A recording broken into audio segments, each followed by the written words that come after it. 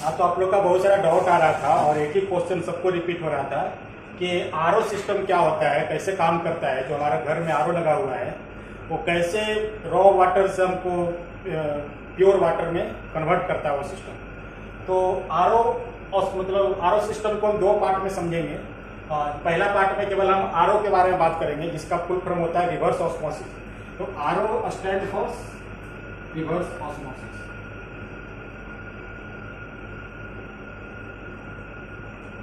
अब देखिए, रिवर्स का मतलब सबको पता है कि रिवर्स को अगर हम लोग बात करें इसका मतलब होता है उल्टा, अपोजिट। हिंदी में इसको उल्टा बोलेंगे और या अपोजिट बोलेंगे।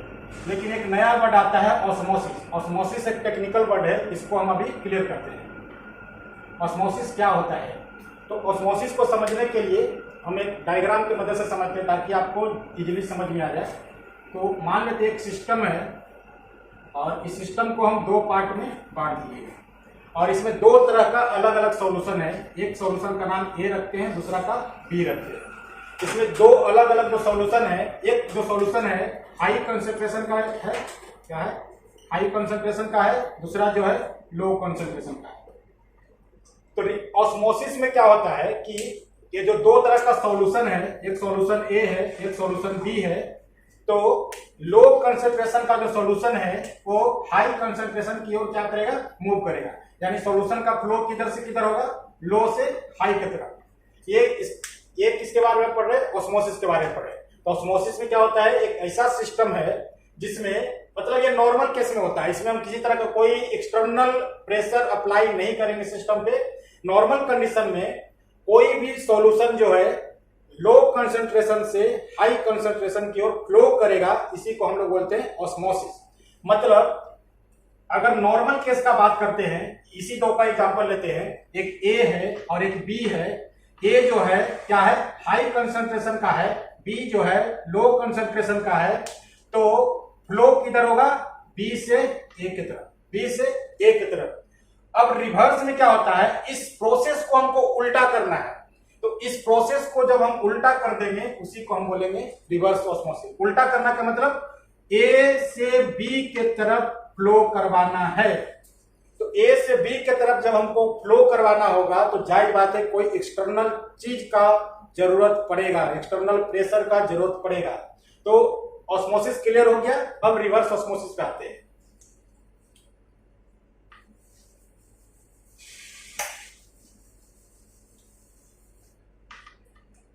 रिवर्स ऑस्मोसिस समझने के लिए भी हम एक सिस्टम बना रहे हैं। इस सिस्टम में जो पार्टीशन कर रहा है वहां पे एक मेम्ब्रेन डालते हैं जिसको हम लोग सेमी परमेबल मेम्ब्रेन कहते हैं, एसपीएम। और ये सेलुलोज एसीटेट का बना होता है। सेलुलोज एसीटेट एक मटेरियल है जो मैनमेड मटेरियल होता है और इसका रेजिस्टिव मतलब हाई रेजिस्टिव है, मतलब कि अधिक से अधिक प्रेशर को ये झेल सकता है। इतना इसके बारे में ज्यादा डिस्कस नहीं करेंगे, इतना समझिए सेलुलोज एसीटेट एक मैनमेड मटेरियल है जो हाई प्रेशर को झेल सकता है। तो यहाँ पे एक सिस्टम है जहां पे एक पार्टीशन का काम कर रहा है सेलुलोज एसीटेट का, एसपीएम।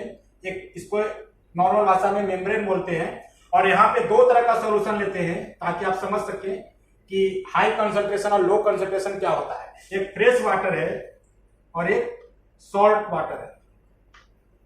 अब यहां पे आप गौर करिए कि फ्रेश वाटर में मिनरल्स कम होंगे, सॉल्ट वाटर में मिनरल्स ज्यादा होगा। यानी ये जो है इसके पास सॉल्यूट की मात्रा ज्यादा है इसके अपेक्षा। तो जिसके पास सॉल्यूट का मात्रा ज्यादा होगा वो हाई कंसंट्रेशन होगा। तो ये जो सॉल्यूशन है क्या है, हाई वाला है, और ये जो सॉल्यूशन जो है ये क्या है, लो वाला है।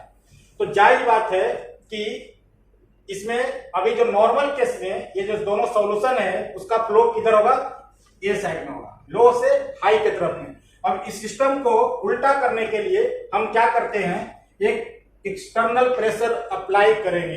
एक्सटर्नल प्रेशर अप्लाई करने के लिए हम क्या करते हैं, यहाँ पे एक पिस्टन लगाते हैं। जनरली आरओ सिस्टम में हाई प्रेशर पंप यूज किया जाता है, लेकिन यहाँ पर हम समझने के लिए पिस्टन लगाते हैं। पिस्टन क्या करेगा, प्रेशर अप्लाई करेगा। जैसे ही प्रेशर अप्लाई करेगा तो क्या होगा कि अब देखिए एक चीज इसमें छूट गया है।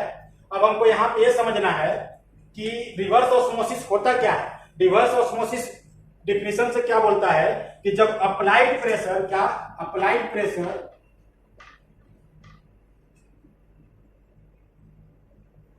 ज्यादा हो जाए, किससे? ऑस्मोटिक प्रेशर से। क्या हमने पढ़ा? कोई भी पूछता है कि आरओ क्या होता है, रिवर्स ऑस्मोसिस क्या होता है, तो हम सिंपल बोलेंगे कि जब अप्लाइड प्रेशर ऑस्मोटिक प्रेशर से ज्यादा हो जाए तब वो क्या होगा? रिवर्स ऑस्मोसिस होगा। ये कंडीशन है। अब एक नया वर्ड आया ऑस्मोटिक प्रेशर। अप्लाइड प्रेशर तो सबको क्लियर है कि जो हम अप्लाई करेंगे, यहाँ पे क्या कर रहे हैं? प्रेशर अप्लाई कर रहे हैं, that is applied pressure. Osmotic pressure जो है इस पार्ट में लगेगा। कहां पे लगेगा? अब होता क्या है ये समझिए कि अभी नॉर्मल केस में फ्रेश वाटर सॉल्ट सॉल्यूशन की तरफ क्या कर रहा है? मूव कर रहा है। लेकिन जैसे ही हम धीरे धीरे प्रेशर अप्लाई करेंगे, अब ये क्या करेगा? इधर से इधर प्रेशर अप्लाई करेगा। जैसे ही हम यहाँ पे अप्लाई करेंगे मतलब ये पूरा सिस्टम पे अप्लाई हो रहा है प्रेशर, और ये सिस्टम पे जब अप्लाई होगा तो इधर का जो सॉल्यूशन है वो क्या करेगा? फोर्स करेगा इधर वाला पानी को कि तुम हमारे तरफ मत आओ। और एक ऐसा टाइम आएगा, एक ऐसा प्रेशर का क्या बोलते हैं स्टेट आएगा जहां पे ये फ्लो है जो बंद हो जाएगा। नॉर्मल केस में हमने क्या पढ़ा? फिर से सुनिए इस चीज को। नॉर्मल केस में हम क्या बोले कि लो से हाई की तरफ जाएगा, सिस्टम में एक प्रेशर, एक्सटर्नल प्रेशर अप्लाई किए। जैसे ही प्रेशर अप्लाई करेंगे तो धीरे धीरे इधर का जो पानी आ रहा था उसको ये क्या करेगा? फोर्स करके रोकना चाहेगा, और एक टाइम आएगा जहां पे इसको कंप्लीटली रोक देगा, केवल रोकेगा। तो जिस प्रेशर पे वाटर के फ्लो को रोक देगा उसी को हम क्या बोलेंगे? Osmotic pressure. क्लियर? मतलब इस केस में क्या बोल सकते हैं कि अप्लाइड प्रेशर और ऑस्मोटिक प्रेशर दोनों बराबर है? नहीं बोल सकते, क्योंकि इसका प्रेशर क्या है? ऑलरेडी है। तो इसका प्रेशर तो हम जोड़ नहीं रहे हैं, केवल हम इस पार्ट का प्रेशर देख रहे हैं जो इधर से आ रहा था। ठीक है? तो सिंपल समझना ये कि अप्लाइड प्रेशर जब ज्यादा हो जाए ऑस्मोटिक प्रेशर से तो रिवर्स फ्लो होगा। अब हमने पानी को रोक दिया, मतलब ऑस्मोटिक प्रेशर पे पहुंच गया। अब थोड़ा सा और प्रेशर बढ़ाएंगे तो पानी का जो फ्लो है क्या हो जाएगा? अब इसको पहले तो रोक दिया था, जो जिस प्रेशर पे रोके उसको ऑस्मोटिक प्रेशर, और जब ऑस्मोटिक प्रेशर से ज्यादा करेंगे तो पानी का जो फ्लो है हाई कंसंट्रेशन से लो कंसंट्रेशन पे जाएगा। क्लियर? इसी को हम लोग बोलते हैं रिवर्स ऑस्मोसिस प्रोसेस।